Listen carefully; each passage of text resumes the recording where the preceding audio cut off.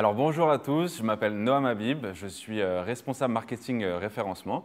Donc moi je travaille chez Wix depuis 2 ans maintenant déjà. J'ai précédemment travaillé sur le marché français et je me suis par la suite spécialisé en référencement. Donc je travaille dans une superbe équipe. On essaie vraiment de faire en sorte que nos utilisateurs et partenaires puissent tirer vraiment profit des opportunités qu'il y a sur les moteurs de recherche et attirer du trafic sur leur site internet. Et aujourd'hui, je vais vous parler de référencement, mais pas des sujets classiques que vous connaissez sûrement déjà, hein. Je vais plutôt vous montrer comment tirer profit de la page de résultats de Google. Et pour comprendre cela, on va d'abord commencer par essayer de comprendre les moteurs de recherche, vraiment comment ils fonctionnent. Et puis enfin, je vous parlerai des nouveaux outils et fonctionnalités SEO que nous avons créés chez Wix dernièrement. Donc vous verrez, on a énormément travaillé sur de nouvelles fonctionnalités et je vous les présenterai très prochainement. Alors c'est parti. Commençons par essayer de comprendre les moteurs de recherche. Eh bien, les moteurs de recherche, il faut savoir qu'ils scannent les liens, les plans de sites, donc on appelle en anglais sitemap, et comprennent le contexte des sites et la hiérarchie entre les éléments de contenu. Donc voilà, cela est valable pour les sites sur mobile, sur les sites pour ordinateur, pour Google Images également, pour les vidéos, les actualités, etc. Donc tout d'abord, en scannant les sites, Google va analyser et découvrir les nouveaux contenus. Ensuite, Google va indexer, c'est-à-dire en quelque sorte organiser les informations trouvées. Et une fois qu'il va trouver ces informations, Google va les faire apparaître logiquement dans les résultats de recherche. Notez bien que ce processus, il peut prendre du temps. Il se peut qu'un site soit indexé par Google pendant un premier temps, mais qu'il n'apparaisse pas tout de suite sur la page de recherche. Donc, pas de panique. Le référencement, c'est une stratégie à long terme. Donc, il est possible qu'il y ait un petit laps de temps entre ces deux éléments. Alors, comment les bots ou robots fonctionnent-ils ? Eh bien, ce que vous devez savoir, c'est que les bots Google scannent, ou si vous préférez, ils lisent en quelque sorte les pages du code HTML de votre site Internet.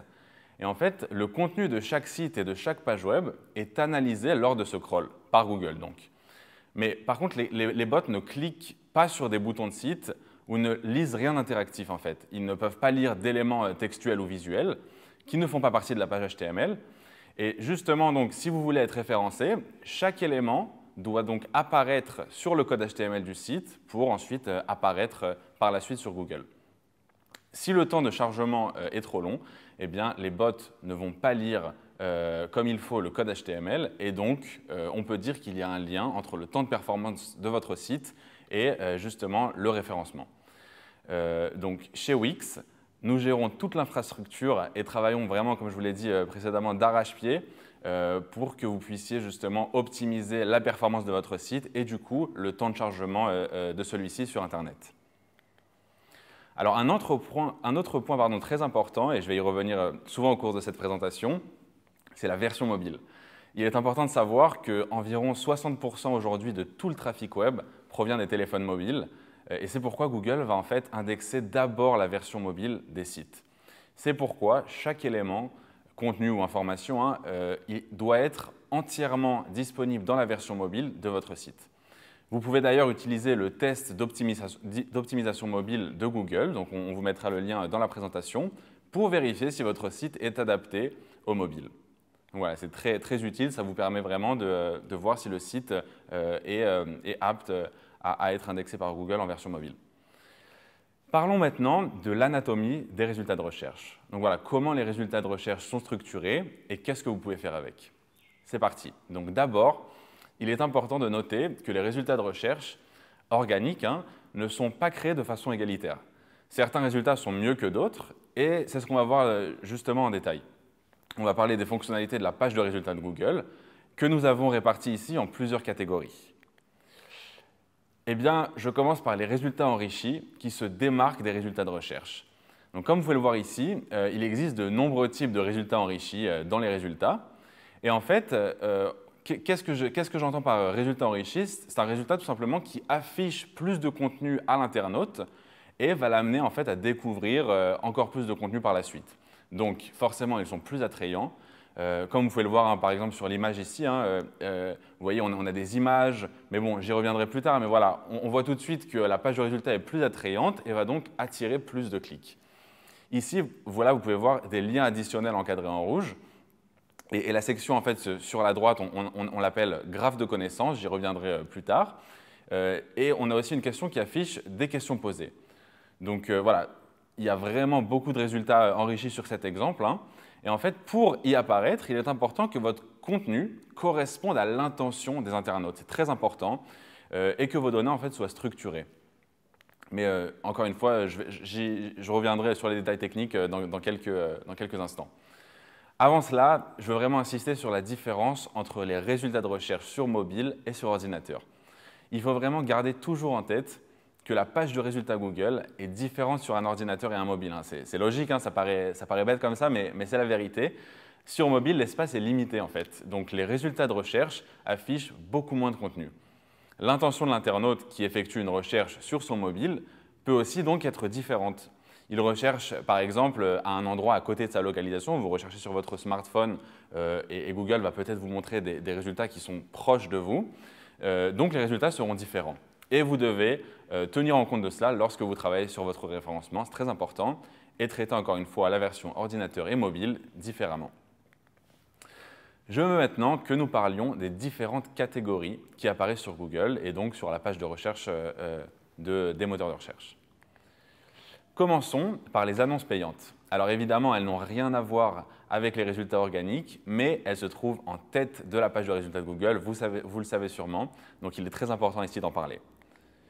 Les premiers résultats qui apparaissent sur la page de résultats de Google sont justement ces annonces.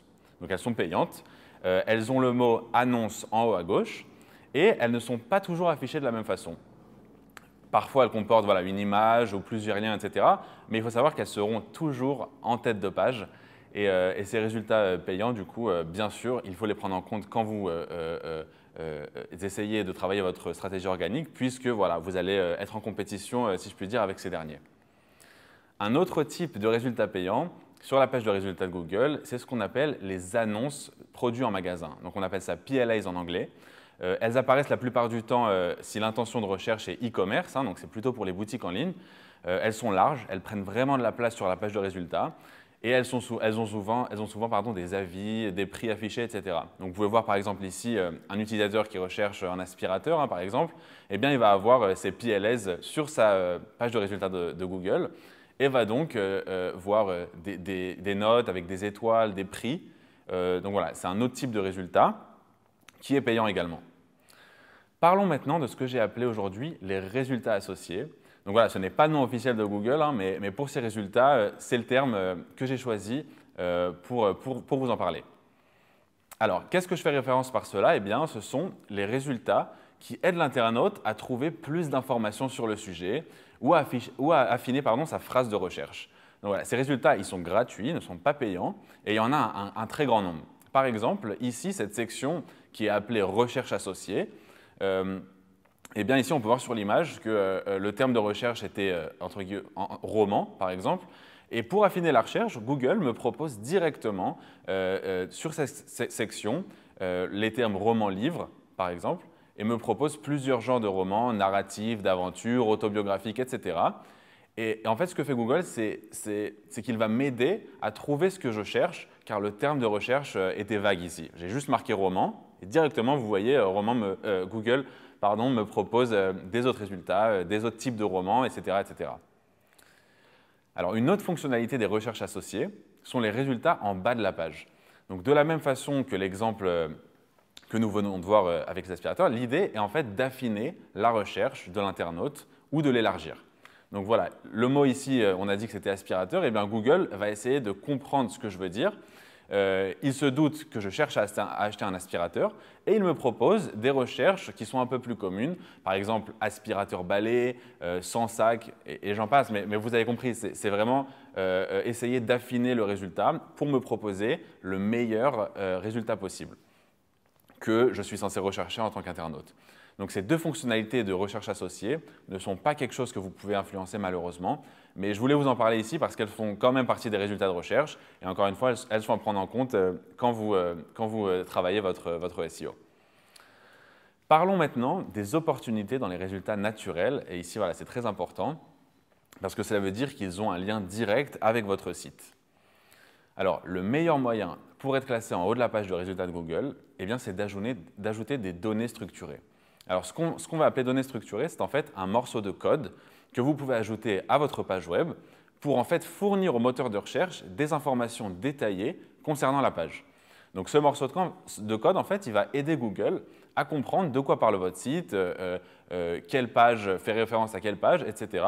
Et en fait, si vous avez un site Wix, en fait, Wix va ajouter des données structurées pour vous par défaut. Donc, ça vous fait gagner beaucoup de temps. Et en fait, par exemple, si vous avez une boutique en ligne, hein, pour reprendre l'exemple, votre page de produit va déjà comporter des balises prédéfinies avec toutes les informations que Google doit savoir pour justement connaître plus d'informations sur les produits que vous vendez. Cela dit, bien sûr, vous pouvez ajouter vous-même directement des balises de données structurées, donc un morceau de code, hein, et je vous montrerai même plus tard comment faire cela. Alors, un type de résultat commun naturel, c'est celui en fait, qui va afficher des images et des avis. Donc, en général, il peut avoir aussi des étoiles dessus. Et en fait, ce résultat, hein, comme je l'ai dit, il est très commun pour les sites e-commerce, mais il peut concerner des autres types de sites, comme par exemple, vous le voyez ici sur l'écran, un site de recettes. Donc voilà, ces résultats, encore une fois, ils attirent l'œil. Vous pouvez voir en un clin d'œil à la note, au nombre d'avis, etc. Il y a d'autres détails, hein, même il y a le temps de préparation, il y a des liens en dessous, il y a une image, etc. Et vraiment, ça va vraiment créer une sorte de mini-écosystème autour de votre résultat. Hein, je ne sais pas si c'est le vrai terme à dire, mais voilà, ça permet vraiment d'attirer l'œil, d'attirer le clic. Et il faut vraiment penser à cela, c'est très important. Donc voilà, pensez à comment va ressembler votre site sur les moteurs de recherche. Une autre opportunité que vous pouvez saisir sur la page de résultats de Google, eh bien, c'est le résultat 0. On l'appelle comme ça en fait parce qu'il apparaît avant tous les autres résultats, même avant les annonces payantes. Oui, vous avez bien entendu, même avant, et c'est gratuit. Donc prenez cela en compte quand vous travaillez votre référencement. Donc ce résultat 0, en fait, il peut se présenter sous la forme de liste ou de texte informatif. Et la raison pour laquelle ces sites apparaissent avant tous les autres, eh bien, c'est parce qu'ils répondent exactement à la recherche de l'internaute. Concrètement, en fait, comment est-ce que vos sites peuvent apparaître en résultat 0 ? Eh bien, il faut rédiger du contenu qui répond à des questions précises dans votre secteur d'activité et ajouter des données en plus de ça pour vous aider. Google va comprendre de quoi il s'agit. Et je peux vous garantir que si Google juge que vous répondez directement à la question d'un internaute, eh bien, il vous placera en résultat 0 avant tous les autres résultats. Alors, autre question posée, c'est un autre type de résultat Google. C'est une fonctionnalité qui est intéressante également parce que vous pouvez l'influencer. Alors, je m'explique, ce sont en fait des questions qui sont souvent posées lors des recherches. Et ici, par exemple, j'ai cherché la meilleure recette de saumon au four. Donc, mon intention est claire, hein, je veux préparer une recette quelconque. Hein, et comme vous le voyez, en fait, Google va me proposer une sorte de foire aux questions qui est titrée donc « Autres questions posées ». Et en fait, c'est juste une liste de questions associées à la recherche. Donc, si je clique dessus, je vais avoir vraiment une courte réponse. Et en fait, je vais pouvoir cliquer sur le site correspondant, ce qui va attirer du trafic sur mon site. Donc, c'est un autre moyen. C'est très intéressant.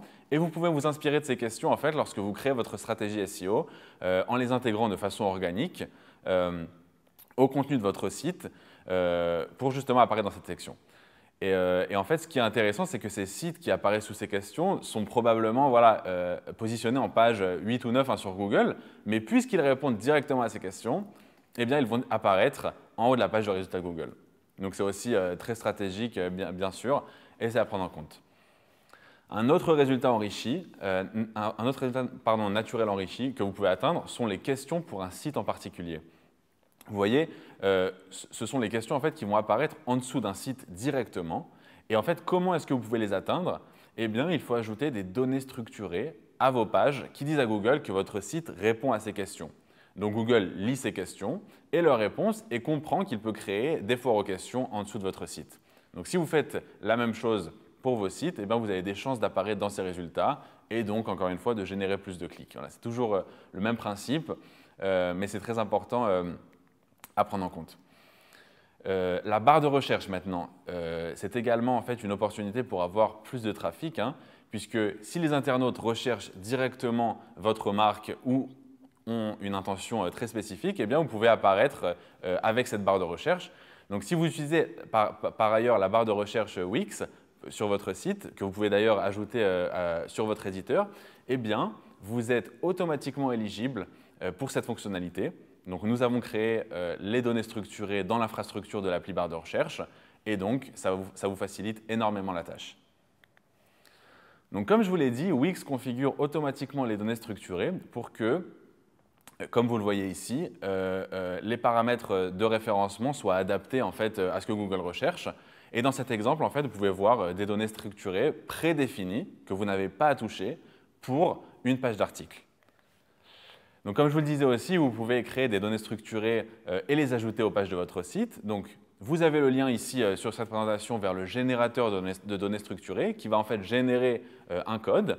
Et une fois que vous avez ce code, en fait, vous pouvez le tester, tester sa compatibilité sur Google et un article Wix pour vous guider et vous donner plus d'informations. Donc, je vous invite à le consulter si vous souhaitez éventuellement ajouter des données structurées manuellement à votre site. Parlons maintenant d'un autre type d'opportunités naturelles qui sont un peu différentes car elles vont en fait générer du trafic sur votre site via un autre type de contenu. D'abord, je parle des vidéos. Elles peuvent vraiment brasser du trafic sur votre site ou vers votre chaîne YouTube si vous en avez. Donc on sait en plus qu'aujourd'hui, les utilisateurs sur Internet consomment énormément de vidéos. Donc c'est un type de contenu très intéressant à prendre en compte pour justement booster votre trafic et même votre chaîne YouTube ou autre plateforme. De plus, si vous avez un compte Twitter actif, eh bien, vous pouvez, je parle de Twitter, mais ça peut être n'importe quel autre réseau social, eh bien, vous pouvez voir que Google va afficher directement les tweets sur la page de résultats, donc comme vous le voyez sur la capture d'écran. Et c'est un autre moyen d'attirer les clics, d'attirer du trafic vers vos différents, ça peut être votre site, mais aussi vos comptes sur les réseaux sociaux, etc. Le but, c'est vraiment de créer un maximum de trafic autour d'une recherche spécifique. Et bien sûr, les images pour les recherches visuelles, donc c'est très très important. Vous le savez sans doute mieux que moi, hein. Donc si vous optimisez les images de votre site, eh bien, vous allez devoir ajouter du texte qu'on appelle du texte alt qui explique ce que l'image représente à Google. Donc vous allez devoir utiliser donc, vos mots-clés cela va créer en fait une autre opportunité pour obtenir du trafic sur votre site. Donc les internautes en fait, vont pouvoir atterrir sur le site en cliquant sur une image, donc, par exemple dans la section Google Images, et c'est un autre moyen de créer du trafic à travers Google. Il y a également des opportunités dans les résultats qui ne sont pas ce qu'on appelle naturelles. Alors je m'explique, ce sont par exemple des réponses directes. Donc elles vont générer zéro trafic sur votre site, ça ne va pas être des types de fonctionnalités Google qui génèrent du trafic, parce qu'en fait, Google est sûr de sa réponse. Ici, par exemple, vous voyez dans l'exemple que Google connaît l'âge de Brad Pitt et me donne donc un résultat directement. Donc, il faut savoir que ce type de résultat va être également vrai pour les recherches de météo, par exemple, les résultats sportifs, les définitions de mots, les traductions, etc., etc. À partir du moment où Google est sûr d'une réponse à une question, eh bien, il va me fournir une réponse, mais ne va pas rediriger vers d'autres sites. Parlons maintenant d'un autre type de résultat, c'est le classement local et graphe de connaissances. C'est très important si vous créez un site notamment pour une entreprise qui est locale. Alors, le classement local, qu'est-ce que c'est? Eh bien, quand un internaute effectue une recherche Google et que Google en fait, va comprendre que cet internaute recherche quelque chose dans un endroit précis, donc basé très souvent sur sa localisation, et je reviens encore une fois même au mobile, les résultats vont afficher en fait une carte, donc Google Maps en général, avec les entreprises autour de cette carte. Et la plupart de ces informations vont en fait directement provenir de ce qu'on appelle les fiches d'établissement Google. Il est donc très très important d'avoir une fiche d'établissement Google. Et justement, vous pouvez créer cette fiche d'établissement Google directement sur Wix, on a pensé à tout, directement sur votre tableau de bord dans la section marketing et référencement. Donc voilà, si je clique sur ces résultats dans la carte que Google m'affiche, etc., une fenêtre s'ouvre. Et en fait, cette fenêtre, on va l'appeler justement le graphe de connaissances, qui me donne en fait des informations supplémentaires que Google va collecter. Pardon. Donc ça peut être des informations sur votre page Facebook même, votre site, ou encore même d'autres sites qui parlent de cette entreprise et les affichent sur le graphe. C'est en quelque sorte un peu comme une fiche d'identité de votre entreprise et c'est vraiment très important, surtout si vous avez une entreprise, un business local, etc., pour le faire, entre guillemets, monter dans les résultats de Google.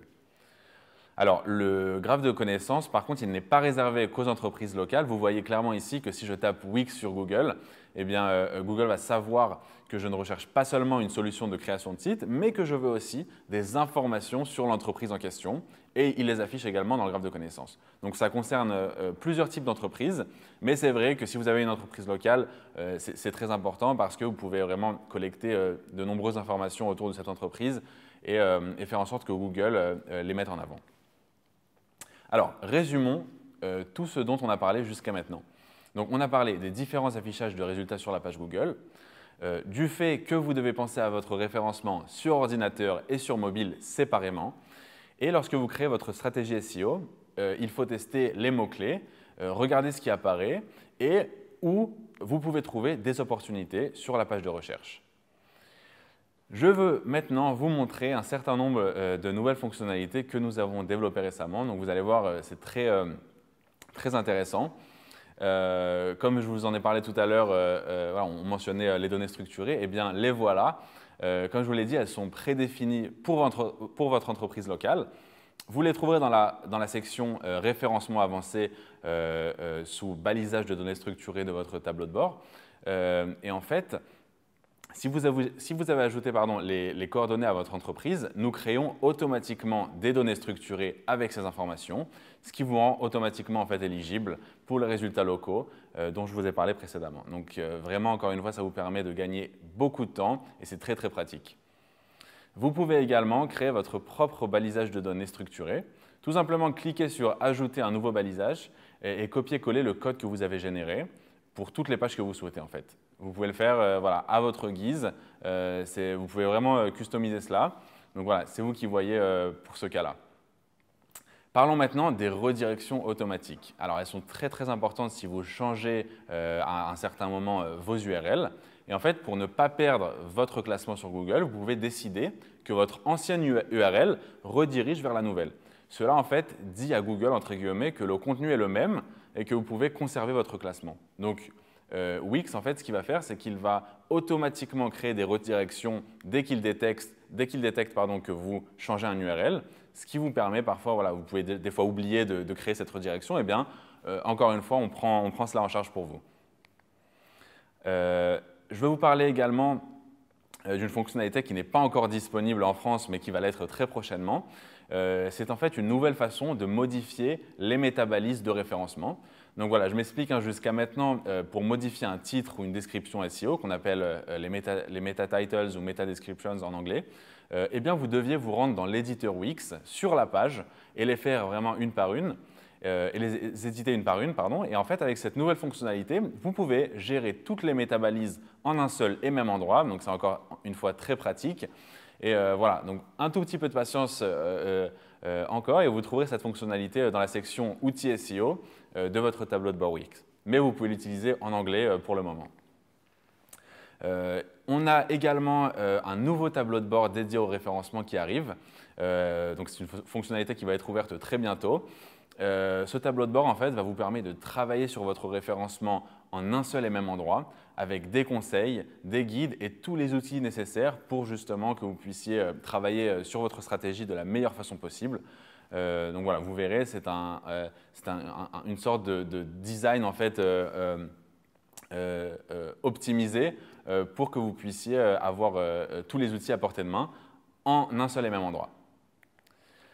J'aimerais aussi parler de l'outil d'inspection SEO de votre site internet qui va vous permettre en fait de faire un diagnostic complet du site pour vous aider à traquer les problèmes potentiels, notamment d'indexation, qui peuvent affecter votre classement Google. Donc ça, c'est vraiment super intéressant parce qu'on se base directement sur l'API de Google Search Console, et ça va vous permettre, sans même quitter votre interface Wix, d'avoir des données Google et de voir exactement quelle page est référencée, où se trouvent les problèmes éventuels, etc. Et justement optimiser toutes vos pages pour avoir un meilleur classement. Et enfin, l'intégration avec SEMrush, que vous connaissez probablement, qui est une plateforme en fait, qui procure des données SEO. Donc ici, vous pouvez faire des recherches de mots-clés directement via le tableau de bord Wix et décider des mots-clés qui sont les plus pertinents pour vous. Donc SEMrush en fait, vous donne de nombreuses données, il vous donne le nombre de mots-clés qui sont recherchés sur un mot-clé spécifique, etc. Donc c'est très intéressant et vous le trouverez en fait dans votre SEO Setup Checklist sur votre tableau de bord. Et pour finir, nous avons créé un Hub SEO donc qui est déjà disponible en français et qui vous permet en fait d'approfondir vos connaissances en matière de référencement. Donc voilà, je vous invite vraiment à y faire un tour, c'est très intéressant. On a des guides, on a des conseils d'experts, on a des vidéos, on a des webinaires. On a vraiment tout ce qu'il vous faut pour travailler votre stratégie et vraiment essayer de booster votre trafic sur le long terme. Donc voilà, merci beaucoup à tous d'avoir été présents. J'espère que cette session vous a été utile. En tout cas, ça a été un plaisir pour moi. Et je vous invite à scanner le code barre qui va s'afficher pour nous donner vos avis et vos retours. À très bientôt.